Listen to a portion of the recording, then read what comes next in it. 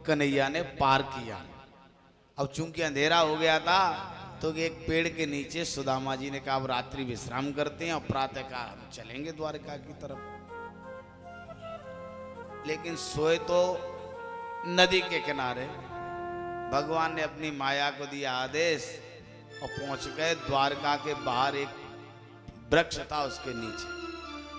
सुबह सुदामा जी जागे, सूर्योदय हुआ, देखा तो चारों तरफ बड़े बड़े महल अट्टालिकाएं चमक रहे हैं। विशाल एक जलराशि है, क्योंकि समुद्र था। समुद्र के जल में स्नान किया, संध्या वंदन किया, लोगों का रास्ते पर आना जाना हुआ। सुदामा जी द्वारका में लोगों से पूछ रहे भैया जहाँ में हमारे एक बचपन को मित्र रहे, क्या नाम है भैया? वाह को नाम तो हमने सुनो, वाह को नाम हो तो कन्हैया, वाह को नाम हो तो कनुआ। अब जो नए थे उन्होंने तो ये नाम पता भी नहीं था कि कनुआ कन्हैया नाम तो ब्रज का था। अब तो कन्हैया के इतने बड़े हो गए, नाती पोते हैं उनके, उस उम्र के लोग बाग को पूछे पता नहीं पाए। एक वृद्ध ने सोचा ये ब्राह्मण घूम रहा है गलियों में, पास में जाकर के हाथ जोड़े, महाराज किसको ढूंढ रहे हो? बोले भैया कोई पतो ना है बतावे, या नगर में हमारा मित्र रहे बाको नाम है कनुआ। बोले कि महाराज इस नाम से यहाँ कोई नहीं जानता, यहाँ के महाराज हैं वो, उनका नाम तो बड़े अदब के साथ लोग लेते हैं। श्री श्री चक्रवर्ती सम्राट महाराज श्री द्वारकाधीश श्री कृष्णचंद्र जी महाराज। भैया इतना बड़ा नाम तो हम याद भी ना रख पाएंगे, चलो जो भी है नाम, महल का पता बता दो। बोले सामने जो ऊंचा सा सबसे सुंदर दरवाजा है, जहां द्वारपाल खड़े हुए हैं, वही महल है। ढूंढते सुबह से दोपहर हो गया था, द्वारपालों के पास में पहुंचे। बोले कहा भैया हमें द्वारकाधीश से मिलना है। द्वारपालों ने प्रणाम किया कि महाराज आप यहां बैठिए। वैसे तो हमारे द्वारकाधीश के यहाँ ब्राह्मणों की रोक टोक नहीं आना जाना, लेकिन चूंकि दोपहर का समय है, इस समय प्रभु प्रसाद पा करके विश्राम करते हैं। और हम सेवक हैं तो सेवकों को इतना ध्यान रखना चाहिए स्वामी कब विश्राम में जाता है, इसलिए हम पूछ के आते हैं। और यदि भगवान विश्राम में ना होगे तो आप अभी मिल लीजिए। और लेकिन कई आप देखते ना टीवी में सीरियलों में द्वारपाल धक्का देते, ये बहुत बड़ा गलत है। ये तो केवल टीवी वाले टीआरपी बढ़ाने के चक्कर में ये दृश्य दिखाते हैं। भगवान श्री कृष्ण के द्वारपाल इतने अशिष्ट हो नहीं सकते। ऐसे दुष्ट व्यक्ति को वो रखेंगे जो ब्राह्मणों को धक्का दे दे। अरे उनका उद्देश्य ही है ब्राह्मणों की रक्षा के लिए जन्म लेना, लेकिन टीवी वाले कुछ भी दिखा देते हैं। ऐसा नहीं है, उन्होंने बड़े अदब के साथ रोका था और बिठाया, इसलिए क्योंकि भगवान उस समय भोजन करके विश्राम करने जाते थे। रंग महल में प्रवेश कर जाते, सभा से फिर भोजन करते फिर चले जाते। इसलिए केवल एक आगे महाराज आप 5 मिनट के लिए आप बैठिए यहाँ पर, आदर के साथ बिठाया है, प्रणाम किया है, और फिर कन्हैया के पास में गए। और हुआ भी वही था। भगवान द्वारकाधीश भोजन प्रसाद पा करके और अपने विश्राम कक्ष की ओर जा रहे थे, आराम करने के लिए। दोपहरी में, दिन में थोड़ा भोजन के बाद आराम करना चाहिए 1 आध घंटे। लेकिन बीच में पहली ड्योढ़ी का द्वारपाल, जबकि 7 ड्योढ़ी हैं, 7 दरवाजे हैं, तो सब पे 2-2 द्वारपाल होंगे तो 14 होते, 7 दरवाजे पार करना पड़ता है। लेकिन पहली ड्योढ़ी का द्वारपाल आया तो भगवान थोड़े रुक गए। पूछा क्या बात है, आप वहां से यहां तक नहीं तो द्वारपाल नहीं हटते हैं, लोगों को संदेशा पहुंचा देते हैं, लेकिन ऐसा कौन आ गया कि तुम्हें खुदा आना पड़ा? वो भी आप दौड़ करके आए हो, आपके चेहरा से पता चल रहा है, आपकी श्वास जल्दी जल्दी चल रही। महाराज क्या बताऊं, ऐसा विचित्र व्यक्ति आ गया था कि उसको इंतजार करवाना हमने मुनासिब नहीं समझा। ऐसा कौन है जो हमारा इंतजार नहीं कर सकता था, बताइए? बोले महाराज कवि नरोत्तम दास जी हुए, उन्होंने अपने पद में सवैयाओं में उसका चित्रण किया है सुदामा जी के स्वरूप का। तो द्वारपाल हाथ जोड़ करके कहता है प्रभु शीस पगान झगातन पे जाने को आए बसे के ही ग्रामा। पता नहीं महाराज कौन से गांव का है तो ब्राह्मण लगता है। कोई पगड़ी नहीं है, कोई मुकुट नहीं है, कोई सुंदर पीतांबर नहीं है, चद्दर नहीं है ऊपर। गांव का भी अता पता नहीं है कुछ भी हमें तो ना, हमने कभी यहाँ पर देखा है। आते आते पहली बार लगता है और हमें उसको देख करके ऐसा भी लगता है उसने कभी महल नहीं देखे, क्योंकि आपका जैसे ही महल देखा तो ऐसे ही आंखें फाड़ के चकाचित हो गया था, जैसे देखा ना हो। तो उसी स्वरूप का वर्णन करते हैं। शीस पगान झगातन पे जाने को आए बसे के ही ग्रामा। धोती फती लटी दुपटी पग पाह उपाहन की नहीं सामा। पग में कुछ नहीं है, नंगे पैर है बेचारा, उपाहन है। द्वार खड़ो तुझ दुर्बल एक, इतना दुर्बल है शरीर से एक एक हड्डी चमक रही है, लेकिन दिव्य तेज है। तेज बहुत है उसमें, लेकिन हड्डी बेशक चमक रही है। द्वार खड़ो तुझ दुर्बल एक रहो चकिसो वसुधा अभिरामा। पूछत दीन दयाल को धाम। महाराज आपका पता पूछ रहा है। भगवान ने कहा वो तो बताओ, लेकिन है कौन? नाम तो बताया होगा। तो कहता है पूछत दीन दयाल को धाम बतावत आपनो नाम सुदामा। सुखदेव जी कहते हैं परीक्षित जैसे ही सुदामा शब्द सुना, प्रभु उस समय नंगे पैर थे, क्योंकि भोजन करके आ रहे थे तो खड़ाऊं तो पहने नहीं होंगे। तो कहते हैं एकदम नंगे पैर कन्हैया दौड़ पड़े सुदामा जी के पास में। पीतांबर गिर पड़ा उनका पृथ्वी पर। रनवास में जो भी द्वारपाल थे और भी रानियां इत्यादि थी, जिनको पता चलता जाए वह पीछे दौड़ रहा है कि कौन आया है इनसे मिलने के लिए। इनसे मिलने ब्रह्मा आए, कन्हैया आसन से खड़े नहीं होते। इंद्र मिलने आए, वो भी हाथ जोड़ के आते, कन्हैया कभी बार मिलने नहीं जाते। ऐसा कौन है? और द्वारपाल घबरा के डर रहा है। कोई ये नहीं पूछे कि तूने किसका समाचार दे दिया। और कन्हैया पागल की तरह सुदामा सुदामा चिल्लाते हुए 7 दरवाजे पार करते हुए, लगभग 700 मीटर 100 मीटर पे भी दरवाजे बने होंगे, जबकि उनका तो महल तो विशाल था, जहाँ 16,108 खुद के मकान हो रहने के लिए, फिर प्रजा के लिए कितना बड़ा महल होगा उनका। तो इतना मान लीजिए कई किलोमीटर दूरी की लंबाई। तो दौड़ते हुए कन्हैया जा रहे हैं, नंगे पैर हैं, पीतांबर है नहीं है, बाल बिखर गए हैं उनके, और सारे भक्त उनके जो भी सैनिक इत्यादि पीछे दौड़ रहे हैं। ऐसा कौन आया है? और सुदामा जी बैठी है चुपचाप एक कोने। कन्हैया पहुंचे, कहते हैं जे न मित्र दुख होए दुखारी तनय बिलोकत पातक भारी। ऐसे का मुंह नहीं देखना चाहिए जो अपने मित्र के दुख में सम्मिलित नहीं होता है, ऐसे का मुंह मत देखिए। सुदामा जी के पास में कन्हैया पहुंचे। कन्हैया के स्वरूप को देख करके सुदामा जी संकोच में पड़ गए कि इनको कैसे मित्र कहूं, इनसे कैसे गले मिलूं। और महाराज गले से लिपट करके दोनों भक्त मिले। सुखदेव जी कहते हैं उस सुंदर दृश्य का दर्शन करिए। फिर भगवान ने सुदामा जी के कमर पर एक हाथ रखा और एक उनका हाथ अपने कंधे पर रखा, और सुदामा जी को लेकर के और अपने महल में प्रवेश करते हैं। इस छवि को देख करके देवगुरु बृहस्पति भी मन में ईर्षा करते हैं कि धन्य है ये ब्राह्मण, एक मैं भी ब्राह्मण हूं, देवताओं का राजा हूं, लेकिन भगवान ने ऐसे कभी गले से नहीं लगाया, मुझे कभी कंधे पर हाथ धर के नहीं ले गए। ये तो बड़ा परम धन्य है। इससे तो अच्छा मैं भी वहीं द्वारका का कोई ब्राह्मण बन जाता। ये स्वर्ग मुझे अच्छा नहीं लग रहा, ऐसा भाव उनके मन में जागृत है। और सुदामा जी के साथ में भगवान द्वारकाधीश और पीछे पीछे सैनिक सेवकाएं सेवक और चलते हुए आ रहे हैं।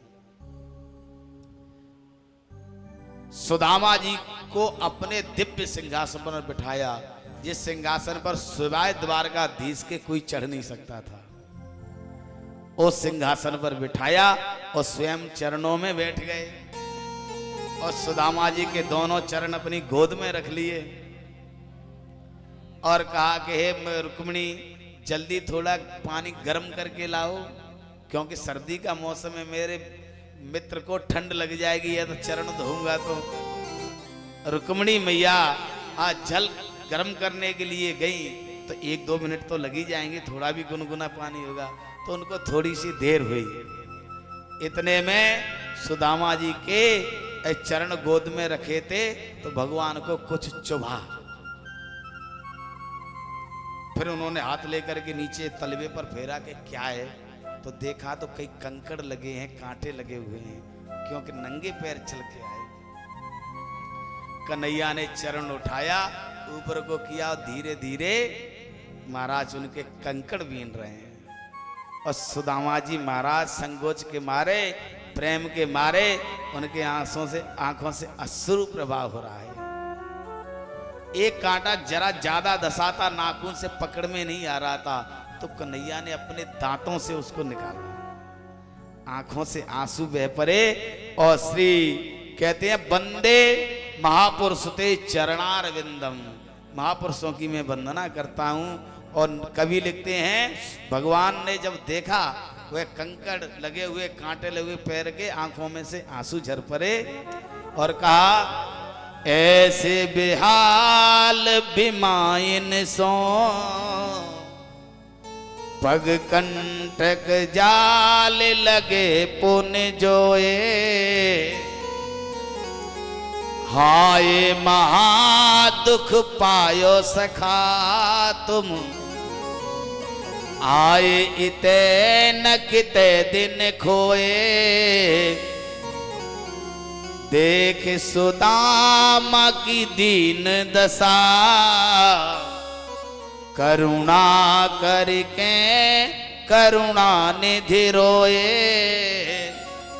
पानी परात को हाथ छुओ नहीं, नैनन के जल सो पग धोए।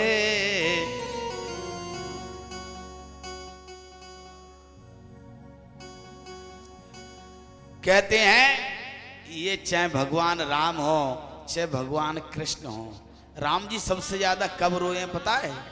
जब गिद्धराज जटायु को उन्होंने पंखों विहीन देखा था तो उनको गोद में उठा लिया राम जी ने और उनके पीड़ा को दूर करने के लिए और अपने अश्रु बिंदुओं से उनका अभिषेक किया। लिखा है न रोए वनगमन में श्री पिता की वेदनाओं पर। जब वनगमन हो रहा तब भी नहीं रोए, पिताजी का मरने का समाचार मिला तब भी इतनी नहीं रोए थे राम जी। न रोए वनगमन में श्री पिता की वेदनाओं पर, उठाकर गीत को निज गोद में आंसू बहाते हैं। कठिनता से चरण धोकर मिले कुछ द्रग बिंदु। ब्रह्मा जी के पास में वामन भगवान का चरण गया ना तो अंगूठा धो लिया, वही गंगा जी हुई थी। तो लिखा है कठिनता से चरण धोकर मिले कुछ द्रग बिंदु, विद को वो चरणोदक स्वयं सुदामा का सारे घर को पिलाते हैं। धो करके पहुंच करके अपने पीतांबर से और चरणामृत उन्होंने लिया और पूरे घर को, बच्चों को, नाती पोताओं को, पत्नियों को दिया और कहा आप सब इस ब्राह्मण देव को प्रणाम करो। भगवान ने आदेश दिया कि तुम मेरी 16,108 पत्नियां हो। ब्राह्मण के चरण प्लाक्षण के बाद में अगला कदम होना चाहिए कि उसको भोजन कराया जाए। तुम्हारे अंदर जितनी विवेक बुद्धि हो, आप जितना सुंदर पकवान बनाना जानते हो, सब एक एक आइटम बना करके लाओ और जल्दी से जल्दी लाओ, मेरा मित्र बहुत भूखा है। अब 16,000 मिलकर के बनाए तो 10-5 हजार आइटम तो बन ही जाएंगे। 3 4 5 थाली छोटी छोटी कटोरियों में सजा करके सुदामा जी के लिए उतनी थालियां अपने द्वारकाधीश के लिए। मित्र के साथ भोजन करना चाहिए, लेकिन एक थाली में नहीं, ये अपराध होता है। एक साथ करो, अलग अलग थाली लेकर के करो, क्योंकि उसके दो वो है। एक तो झूठा खाने का पाप नहीं लगेगा, न खिलाने का दोष लगेगा। दूसरा, कभी कभी ऐसा होता है कि हमें किसी प्रकार की बीमारी है, हमारे मित्र को कोई बीमारी, जब दोनों के लार मिलेगी या हब्बू मिलेगी तो कोई जघन्य रोग भी हो सकता है। इसलिए सुरक्षा की दृष्टि में भी अलग अलग थाली, लेकिन करो एक साथ, लेकिन अलग अलग थाली में, और वही करो जो मित्र करे। वैसे तो यद्यप भगवान श्री कृष्ण प्रसाद पा चुके थे, लेकिन मित्र ने कहा कि हम साथ साथ भोजन करेंगे, तो दो अलग अलग थाल सज करके आए।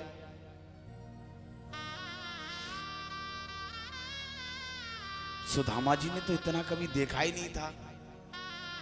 बोले कन्हैया तो एक बात कहूं, धीरे से बुरा न मत मानिए। मैं ठहरो ब्राह्मण, भजन पूजन कर व्यवहारो, इतने राजसी भोग खाऊंगो तो मेरी बुद्धि जान कैसी है, जाके आलस में पड़ो रहेगो, 4 बजे संध्या बंदन फिर करना है। मैं तो रोजाना सादा भोजन करता हूँ, तो थोड़ा सा प्रसाद रूप में 2 रोटी, थोड़ी सी दाल, थोड़ा घी चावल लेकर के, और फिर उसका भोग लगा करके ठाकुर जी का, और वह सुदामा जी ने पाया। तब तक कन्हैया का विश्राम का समय तो निकल गया, अब सभा में जाने का समय हुआ। मंत्री जन आए महाराज सभा में, बोले सब छुट्टी है, जब तक हमारे मित्र यहाँ रहेंगे तब तक सबको छुट्टी रहेगा, कोई काम नहीं होगा।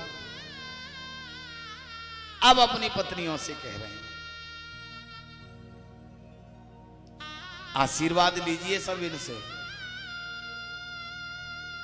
महाराज मैं रुक्मिणी तुम्हें प्रणाम करती हूं, देवी चिर सौभाग्यवती भव, तेरा सौभाग्य अखंड रहे।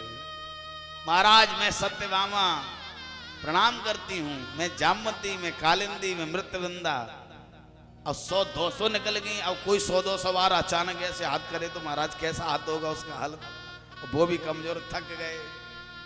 कान में कहा कि कन्हैया और कितनी है, क्या पूरे गांव की? बोले नहीं, अपनी है खुद की, अब गांव में पता नहीं है, हमारी है। कितनी रह गई हैं? बोले अभी तो नंबर लगाए। देख कन्हैया बार बार तो हाथ उठे ना है, मैं हाथ ऐसे कर लूंगा और तू नीचे से निकालते जाना सबको लाइन से। जाते ना बड़े बड़े मंदिरों में, खाटू श्याम इत्यादि में, तो लाइन में लग जाते, तो लाइन चलती जाती, अपने ऐसे देखते हो निकल जाते। ऐसा ही हो रहा है, बस मुंह से कह रहे हैं देवी चिर सौभाग्यवती भव, देवी चिर सौभाग्यवती भव। अब 2-4 हजार हुई, कितनी देर ऐसे करेंगे हाथ? हाथों में दर्द होने लगा। कन्हैया और कितनी है? बोले अभी तो चौथाई निकली है, पूरी 16,108, अभी तो 4,000 भी ना निकली। देख कन्हैया, शास्त्र कहते हैं कि पति जो सत्कर्म करता है उसमें पत्नी का हिस्सा होता है बराबर।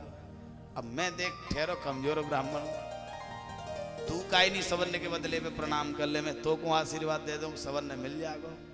कन्हैया साष्टांग प्रणाम करते हैं, दंडौत करते हैं। वंदे चरणार, वंदे महापुरुषुते चरणार विंदम। कन्हैया कहते हैं ऐसे महापुरुषों के चरणों को मैं वंदन करता हूं। दोनों मित्र बैठे। अब जब मित्र बैठते हैं तो बचपन की बातें करते हैं, कुछ ऐसी बातें करते हैं। तो उन्होंने कहा कि हमने सुना था पहले तो तुम विवाह नहीं करना चाह रहे थे, आपने विवाह हुआ कि नहीं, किया कि नहीं?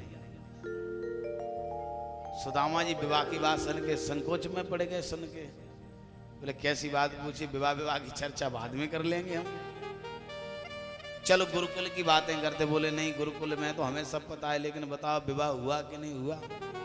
वो देख कन्हैया, अब ब्रह्मन गुलकुला भवता लब्ध दक्षिणा समावृत्तेन धर्मज्ञ भार्योडा सादर्शी नवा।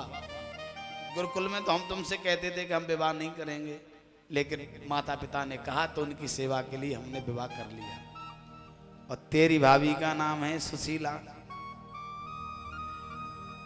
कन्हैया कहने लगे तुम बड़े विचित्र मित्र हो, विवाह कर लिया, हमें बुलाया तक नहीं विवाह में, कैसे मित्र हो तुम? सुदामा जी ने कहे ज्यादा भलो मत बने, हमने तो एक विवाह करो चलो नहीं बुला, तूने इतने विवाह कर लिया, किसी में चिट्ठी पहुंचाई क्या आओ सुदामा जी एक बार बारात करने। भगवान कहने लगे कि हमारे तुम्हारे विवाह में अंतर है, तुम्हारा विवाह तो कायदे से हुआ होगा, लड़की वाले आए होंगे देखने पे, टीका चढ़ा होगा, फिर कार्ड छपे होंगे, बारात आई होगी, तिथि निश्चित हुई होगी, तब तो विवाह होता है, तभी पत्र छपते हैं जब तारीख निश्चित होती। लेकिन हमारी तो कोई डेट ही फिक्स नहीं थी, सुबह तक विवाह की चर्चा नहीं, शाम को गौ भर में जहाँ मिली वहां उठा के चल दिए, इसलिए कब बुलाते तुम्हें। अच्छा सारी बातें छोड़ो सुदामा जी, तुम अकेले होते तब तो कोई बात नहीं, जब भाभी घर में है तो भाभी ने क्या भेजा है अपने देवर के लिए। अब सुदामा जी संकोच में पड़ गए, मेरे को नैया तो सब जाने, अकेले में मिलेंगे तो दे दूंगा चावल, लेकिन यहाँ तो राजकुमारियां बैठी हैं, क्या सोचेंगी कि कैसा मित्र चावल लेके आया है, वो भी कच्चा चावल। इसलिए उन्होंने बात बदल दी, बोले देख कन्हैया, विवाह की चर्चा भाभी की चर्चा बाद में, एक बार अपन जंगल में गए थे लकड़ी लेने के लिए, अपन रास्ता भूल गए थे, शाम हो गया, वहीं अपन लोग रुक गए, बोले सब पता है। उसके बाद में गुरुजी हमें ढूंढने आए थे, सब पता है हमें, लेकिन भाभी ने क्या भेजा है ये बता दो। यही तो यहाँ की कमी है, जब बात के पीछे पड़ जाए तो फिर माने ना। अब ये जो कांख में लगी थी पोटली, कांख फूल रही थी क्योंकि कमजोर होते थे, कन्हैया ने देखा और पोटली को छुड़ा लिया। और चूंकि जो वस्त्र था वो पुराना था, जीर्ण छीण, वो तो जैसे तैसे कैसे भी सुशीला ने उसको सिल के सही किया, और छीना झपटी में वस्त्र फट गया, चावल बिखर गए और कुछ चावल बच गए पोटली में। भगवान ने अपनी अंजलि में थोड़े से चावल रखे और एक ग्रास लिया, एक लोक की संपत्ति का दान मन में कर दिया सुदामा जी को। दूसरी अंजलि ली, 2 लोगों का दान कर दिया।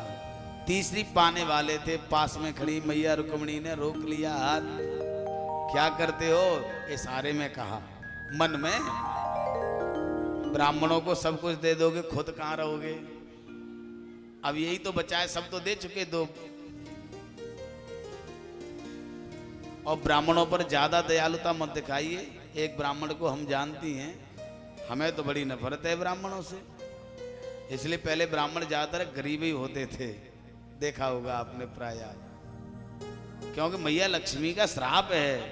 भृगु भगवान की परीक्षा लेने के लिए गए थे वैकुंठ में, भृगु नामक ब्राह्मण ऋषि थे वो, मैया लक्ष्मी चरण सेवा कर रही थी, भगवान से सैया पर विराजमान थे, तो छाती में लात मारी जाके बक्षस्थल पे, और भगवान ने कहा पैर पकड़ के, महाराज आपके चरण बड़े कोमल है, मेरा हृदय बड़ा कठोर है, कहीं कोई चोट तो नहीं है। तो उस समय मैया लक्ष्मी ने मन में श्राप दिया, क्योंकि सामने तो बोल नहीं सकती थी, तो वही लक्ष्मी रुक्मिणी बन के आई, तो कह रहे हैं वही ब्राह्मण है तुम्हारे वक्षस्थल में लात मारी थी मैंने ही। भगवान से ब्राह्मणों की बुराई सहन नहीं हुई, उन्होंने कहा कि देवी वो भी एक ब्राह्मण था जो तुम्हारा पत्र मेरे पास लेके आया था, आज तुम यहाँ की पटरानी बन के बैठी हो, शिशुपाल की दासी बन जाती है, ब्राह्मण नहीं होता पत्र लेके मेरे पास खबर नहीं लेके आता। और फिर मैं जो कुछ हूँ ब्राह्मणों की कृपा से है। वाल्मीकि रामायण में राम जी ब्राह्मणों की महिमा गाते कहते हैं कि विप्र प्रसादात् धरणी धरो हम, विप्र प्रसादात् कमलावरो हम, विप्र प्रसादात् अजितो जितो हम, विप्र प्रसादात् मम नाम रामा। मैं ब्राह्मणों की कृपा से, प्रसाद से, उनके आशीर्वाद से पूरे भूमंडल को धारण करता हूँ। मैंने ब्राह्मण के आशीर्वाद से, कृपा से लक्ष्मी को अपना वर्ण किया है, उनको अपनी पत्नी बनाया है। ब्राह्मणों की कृपा से मेरा नाम है अजित, मुझे कोई जीत नहीं सकता। और विप्र प्रसादात् मम राम नामा, मेरा यदि राम नाम किसी ने दिया है वो विप्र वशिष्ठ जी ने रखा था, जिस राम नाम को पूरी दुनिया गाती है। मैं जो कुछ हूं ब्राह्मणों की कृपा से। सुदामा जी रात्रि भर रहे और प्रातःकाल चल दिए। केवल एक रात्रि से ज्यादा नहीं रहे सुदामा, और भगवान ने प्रत्यक्ष में कुछ दिया भी नहीं उनको। क्यों? भगवान जानते थे कि यदि मैंने सुदामा को कुछ दिया, और इतना त्यागी ब्राह्मण पहले तो लेगा नहीं, तो ये खाली का खाली रह जाएगा। और यदि मैं जबरदस्ती दे भी दिया और रास्ते में किसी ने इससे मांग लिया तो उसको दे करके आगे निकल जाएगा, तो इसमें बचेगा क्या? इसलिए भगवान ने कुछ नहीं दिया, खाली मुट्ठी। तो जैसे आए थे वैसे सुदामा जी वापस चले गए। लेकिन जैसे ही पहुंचे अपने नगर के पास, लेकिन वहां तो नगर है ही नहीं। वहां तो पूरे नगर में सबके नए नए घर बन गए। ये एक ब्राह्मण की मित्रता का प्रभाव, और गांव वाले के भी घर बन गए सुंदर सुंदर। खुद की जहां झोंपड़ी पड़ी थी वहां एक सुंदर सोने का महल बना हुआ है, द्वार पाल लगे हैं, हाथी झूम रहे हैं दरवाजे पर। सुदामा जी ने कहा कि मेरी नगरी, ये मेरी नगरी का क्या हो गया, क्या है कलप, किसने इस पर कब्जा कर लिया? हम गए वहां 1 महीने में, क्योंकि 15 दिन जाने में पैदल लगे, 15 दिन आने में, 1 दिन रुके तो 31 दिन हो गए। और 31 दिन में किसी राजा ने हमारी झोंपड़ी को फोड़ फाड़ के यहाँ पर मकान बनवा लिया। लेकिन हमारी ब्राह्मणी तो कहीं होंगी। द्वारपालों से पूछते हैं इस नगरी का नाम क्या है, और या फिर हम लौट करके वहीं द्वारका में तो नहीं आ गए, चक्कर काट करके रास्ता भटक के फिर आ गए। तो पूछें भैया द्वारपाल कौन सी नगरी है, क्योंकि द्वारपाल भी जानते नहीं, ये तो नई भर्ती है ना, वो द्वारका में थे, रात में यहाँ पर सब काम हो गया, तो वो जानते नहीं कि यही हमारे होने वाले महाराज हैं। भैया ये कौन सी नगरी है? बोले कि ये है सुदामापुरी। सुदामा जी ने सोचा मेरी पुरी होने का तो प्रश्न नहीं है, शायद कोई सुदामा नामक राजा रहे होंगे। बोले छत्री राजा नहीं है, हमारे मालिक, हमने सुना है, देखा तो है नहीं, एक ब्राह्मण है। बोले कहाँ है, बुलाओ उनको। बोले कि हमने सुना है, रानी बताती हैं, यहाँ की जो ब्राह्मणी है, जो महारानी है, कि वो अभी अपने मित्र से, द्वारकाधीश से मिलने गए हैं। सुदामा जी ने कहा तब तो पक्के हम ही हैं। अगर हम कहें कि हम ही राजा हैं तो ये मानेगा नहीं, हमको पागल घोषित कर देगा कि तुम कहाँ से आए, ऐसे कहीं राजा होते हैं। अच्छा कोई बात नहीं, तुम्हारे राजा हैं नहीं ब्राह्मण देव, तो ब्राह्मणी को बुला दो, हमें उनसे कुछ बात करनी है।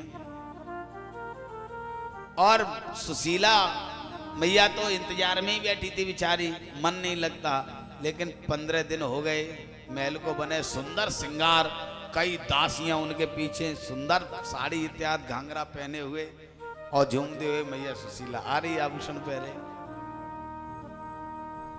जैसे सुदामा जी ने देखा पहचान नहीं पाई, ये तो हमारी ब्राह्मणी है नहीं, हमारी ब्राह्मणी तो बेचारी सूखी सी बापे, इतने कपड़ा लत्ता कहाँ से आए। सुदामा जी चलने लगे तो सुशीला चरणों में पड़ गई। बोले कि महाराज आप भूल गए, मैं हूँ सुशीला। अब आदमी स्वरूप छिपा ले लेकिन बोल से पहचान लेता है। महाराज पहचाना नहीं, मैं आपकी पत्नी हूँ सुशीला। नजर भर के ऊपर से नीचे की तरफ देखा 2-3 बार, और सुदामा जी उनसे हंसी करते हैं, विनोद करते हैं, और मजाक में कहते हैं कि अरे सुशीला ये तेरे 2-2 चुटीला हैं, 2-2 चुटीला लटक रहे हैं तेरे, अब तो तेरे बड़े जलवे हैं। सुन, तेरे मन में धन की कामना थी, तुझे धन मिल गया, और मेरे मन में कामना थी दर्शन की, मेरा दर्शन हो गया।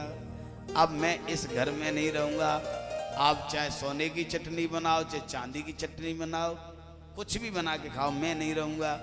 क्योंकि कहते हैं चलो गरीबी में तो एक अवगुण होता है, कुछ मांगने की कामना होती है, कुछ पाने की इच्छा होती है, लेकिन धन में तो 16 अवगुण होते हैं, साले को कर्म होते हैं, व्यक्ति धनवान होने के बाद ही करता है। इसलिए मेरी तो बुद्धि खराब हो जाएगी, मैं नहीं रहूंगा, मैं तो जा रहा हूं भजन के लिए। सुदामा जी ने द्वारकाधीश का ध्यान किया, महाराज ये तो सब गड़बड़ हो गया, अब मेरे पति हैं, मैं आज्ञा उल्लंघन नहीं कर सकती।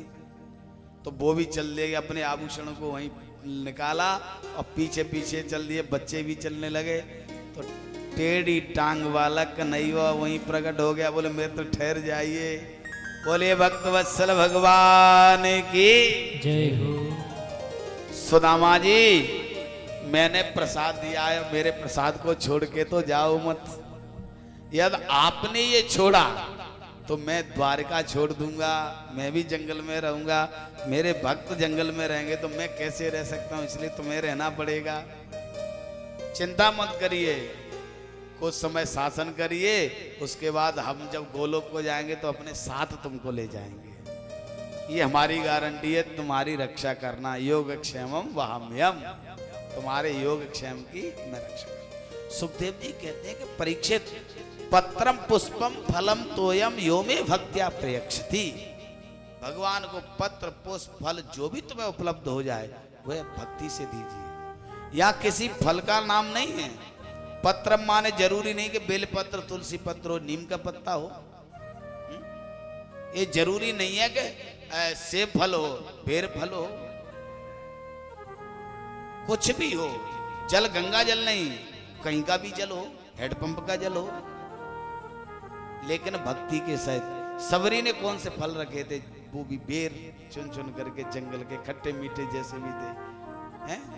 विदुर जी ने क्या रखा? केले के छिलके, बथुआ का साग। लेकिन भगवान वहां पर पधारे। दुर्योधन की मेवा त्यागी, साग विदुर घर खाई, सबसे ऊंची प्रेम सगाई। भगवान की आज ऐसी कृपा है जहां पर कहते हैं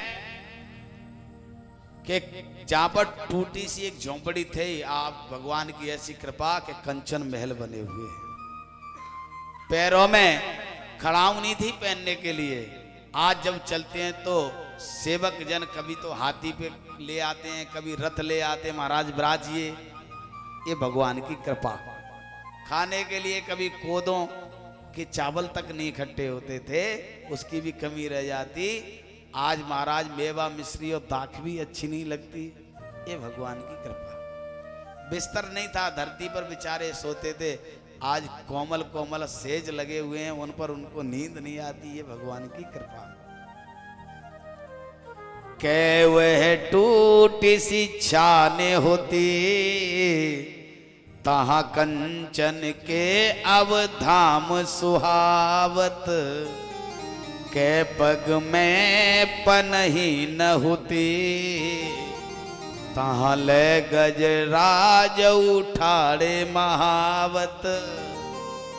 भूमि कठोर पे नींद न, भूमि कठोर पे रहने कटे, तहां कोमल से जप नींद न आवत। के जुर तो नहीं को दो समा, प्रभु पर ताप से दाखन भावत। बोलिए भक्तवत्सल भगवान की। कहते हैं 5:30 बज चुके हैं, कथा के विश्राम का समय है। और कथा में मन लग जाता है तो फिर हमें समय का ध्यान नहीं रहता। वैसे तो 2 से 5 का समय है, लेकिन कथा 5-6 घंटे चले तो थोड़ा सा अच्छा लगता है। और चूंकि विश्राम दिवस है, कथा भगवान की कभी खत्म नहीं होती, क्योंकि हरि अनंत हरि कथा अनंता। कहें सुने बहुवेद सब संता। संत बड़े बड़े भाव से, बड़े बड़े अनुराग से इस कथा को गाते हैं। भगवान जैसे अनंत है, भगवान की लीलाएं अनंत है। कथा आगे वसुदेव जी ने जो यज्ञ किया है, एक बार कुरुक्षेत्र में शूर ग्रहण के पर्व पर सभी ब्रजवासियों से भगवान कृष्ण वहां पर मिले हैं। मैया यशोदा से वर्षों बाद मिलन हुआ। वसुदेव जी ने यज्ञ किया है। नारद जी से पूछा मेरा कल्याण कैसे होगा, तो कहा कि ये जो कृष्ण है ईश्वर हैं, इनकी पूजा करूं? बोले नहीं, केवल पुत्र ही बना करके इनकी देखभाल करते रहो, इनका चिंतन करते रहो।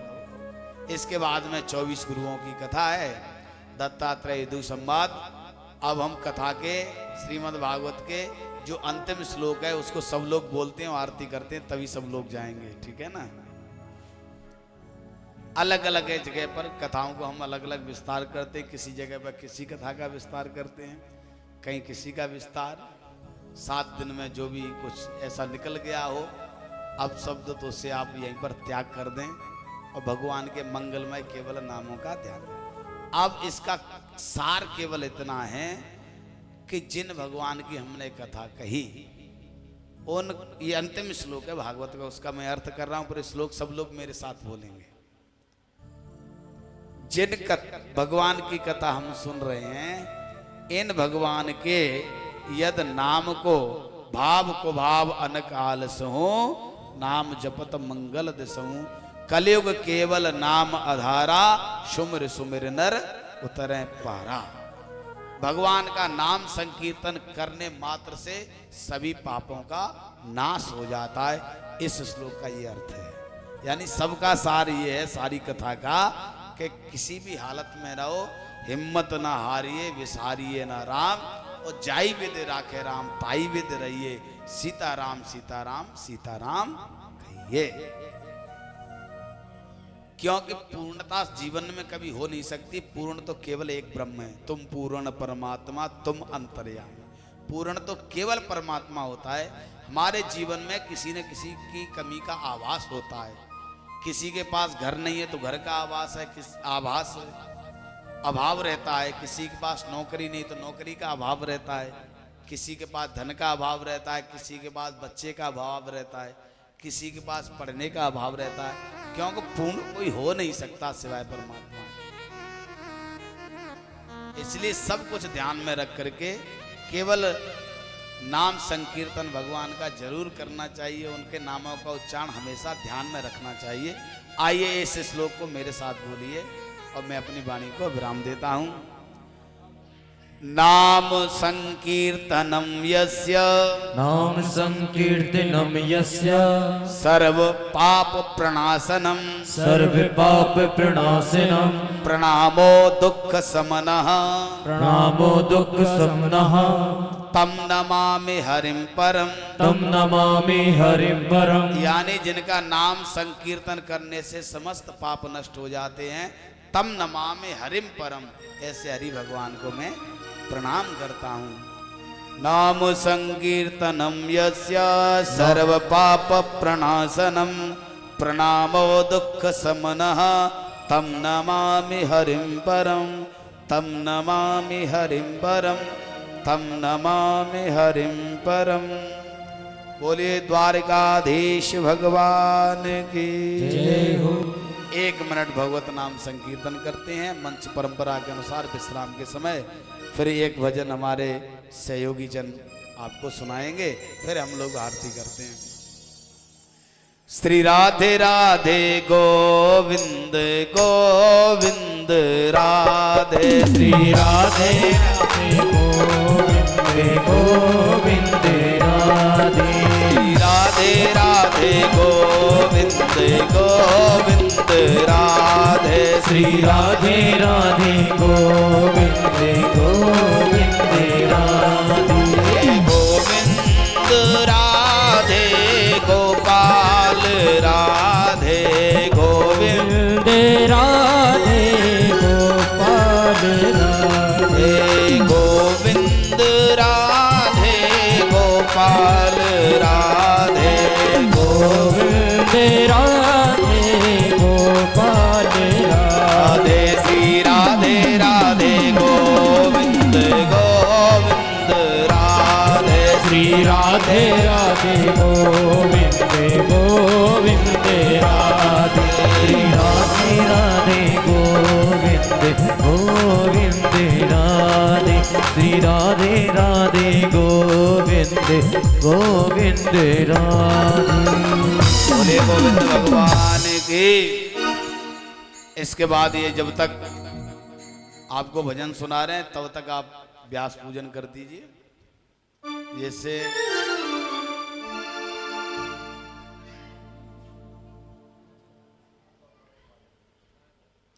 और जो भी व्यास पूजन करे, जो 7 दिन से हम जिस उत्तरदायित्व में बंधे थे, आज उससे मुक्त होकर के अब आगे का काम देखेंगे।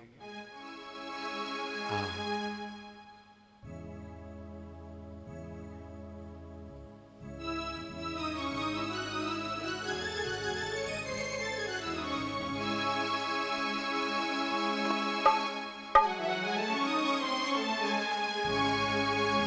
रही जिंदगी तो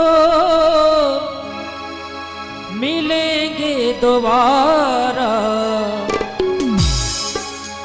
रही जिंदगी तो मिलेंगे दोबारा, मिलन 7 दिन का हमारा तुम्हारा, मिलन 7 दिन का हमारा तुम्हारा।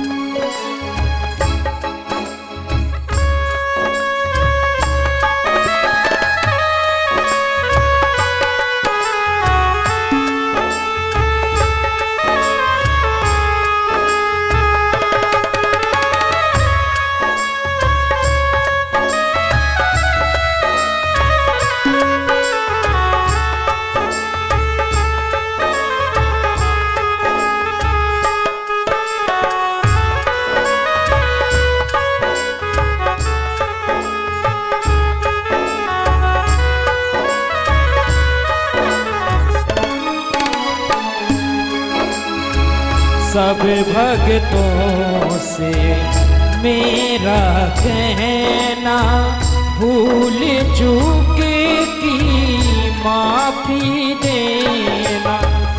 सब भक्तों से मेरा कहना, भूल चूक की माफी देना।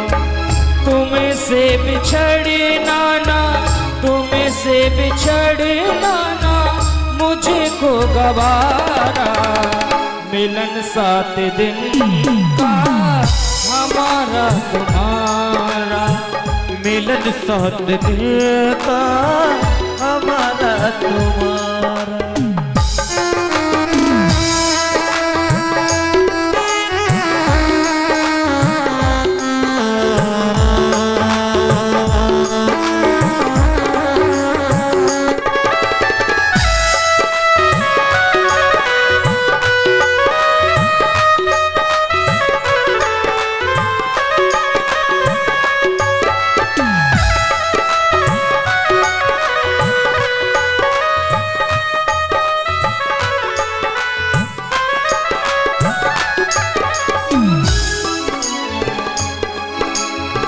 कथा श्रवणे को भूल न जाना, प्रभु चरणों में ध्यान लगाना।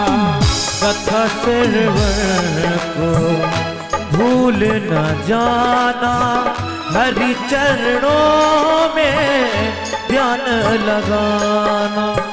कथा श्रवण को भूल न जाना, हरि चरणों में ध्यान लगाना।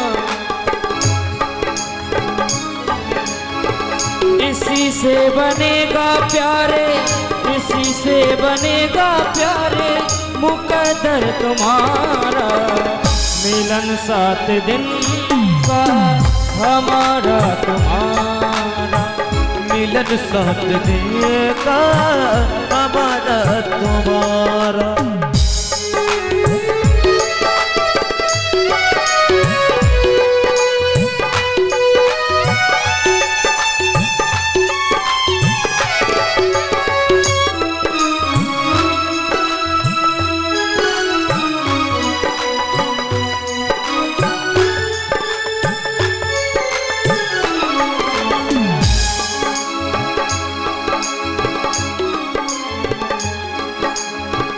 रही जिंदगी तो, रही जिंदगी तो मिलेंगे दोबारा, मिलन 7 दिन का हमारा तुम्हारा, मिलन 7 दिन का हमारा तुम्हारा।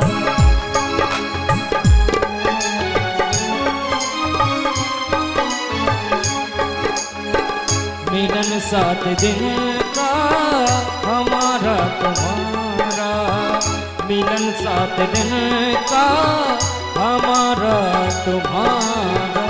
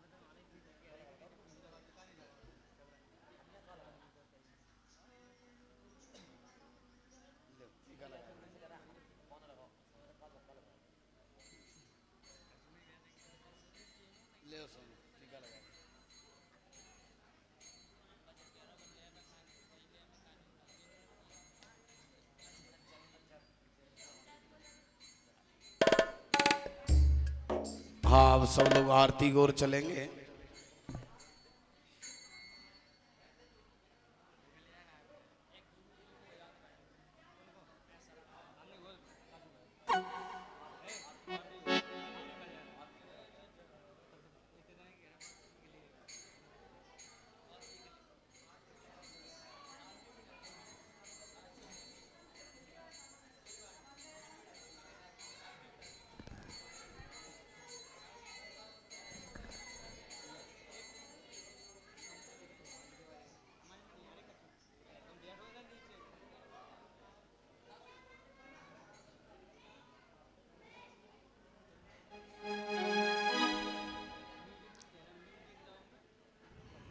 ओम ज्वालामालिन्यै नमः रत्नेश्वरी नमः। गन्धाक्षतपुष्पाणि समर्पयामि। ओम हरिः ओम मा चन्द्रमा मनसो जात जगचो सूर्यो अजायत श्रोत्राद्वायुष्य प्राणस्य मुखादग्निरजायत।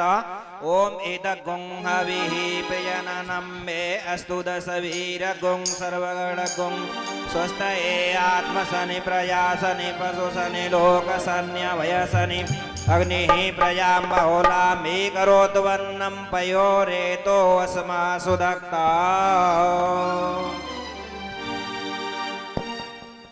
बांके बिहारी तेरी आरती गाऊं, बांके बिहारी तेरी आरती गाऊं, बांके बिहारी तेरी आरती गाओ। आरती गाऊं प्यारे, आरती गाऊं प्यारे, आरती गाओ प्यारे, आरती गाओ प्यारे, आरती गाऊं प्यारे, तुम्हें को मनाऊं। बांके बिहारी तेरी आरती गाऊं, हे गिरधारी तेरी आरती गाओ।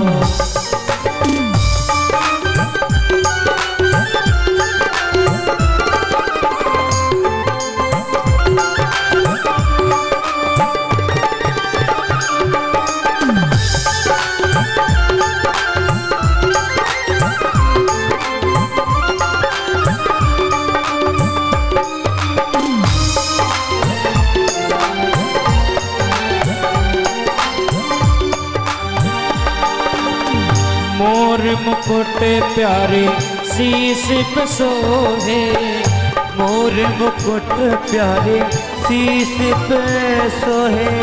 प्यारी बंसी मेरो मन मोहे, प्यारी बंसी मेरो मन मोहे। प्यारी बंसी मेरो मन मोहे, प्यारी बंसी मेरो मन मोहे। देख छवि बलिहारी जाऊं। बांके बिहारी तेरी आरती गाओ।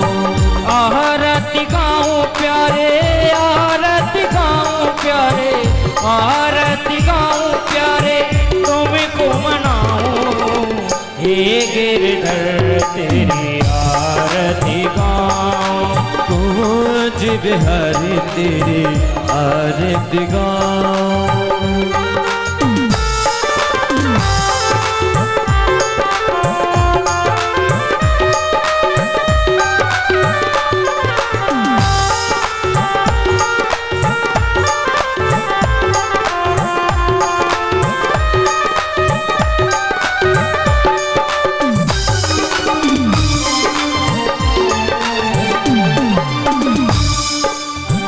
चरणों से निकली गंगा प्यारी, चरणों से निकली गंगा प्यारी। जिसने सारी दुनिया तारी, जिसने सारी दुनिया तारी। जिसने सारी दुनिया तारी, जिसने सारी दुनिया तारी। उन चरणों के दर्शन पाऊं। श्री बाबा के बिहारी तेरी आरती गाऊं। आरती गाऊं प्यारे, आरती गाऊं प्यारे, तुम्हें को मनाऊं। हे गिरधर तेरी आरती गाऊं। बाबा के बिहारी तेरी आरती गाऊं।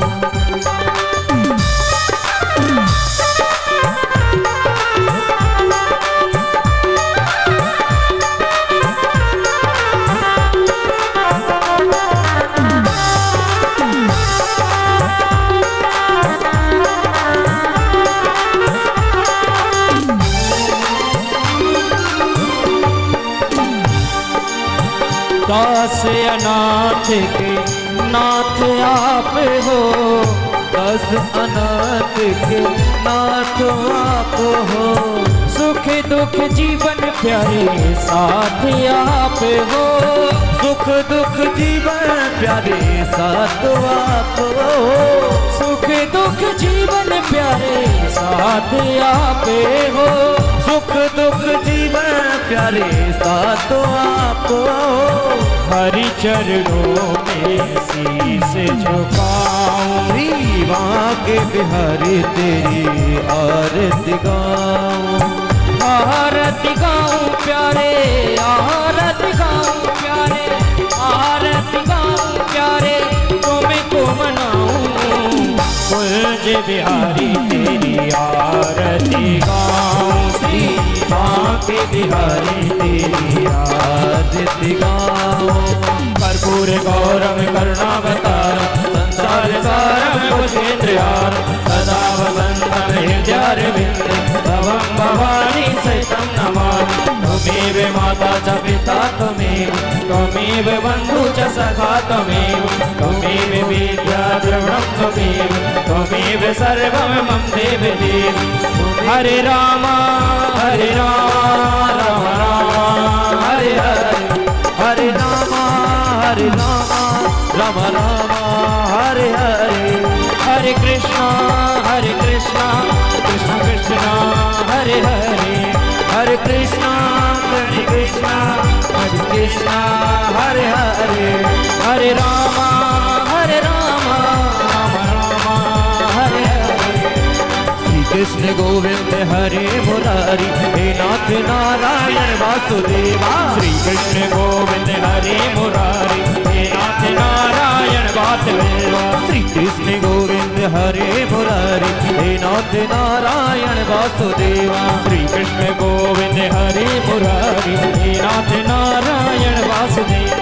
हे नाथ नारायण वासुदेवा। हे नाथ नारायण वासुदेवा। हे नाथ नारायण वासुदेवा। हे नाथ नारायण वासुदेवा।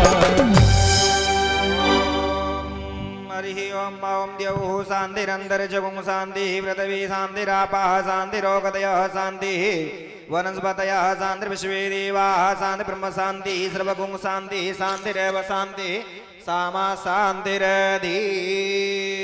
हरिः ओम जगन्नेन जगन्मयन्त देवास्तानि धर्माणि प्रथमान्यासन्नः तेह नाकं महिमानः सचन्द यत्र पूर्वे साध्याः सन्ति देवाः।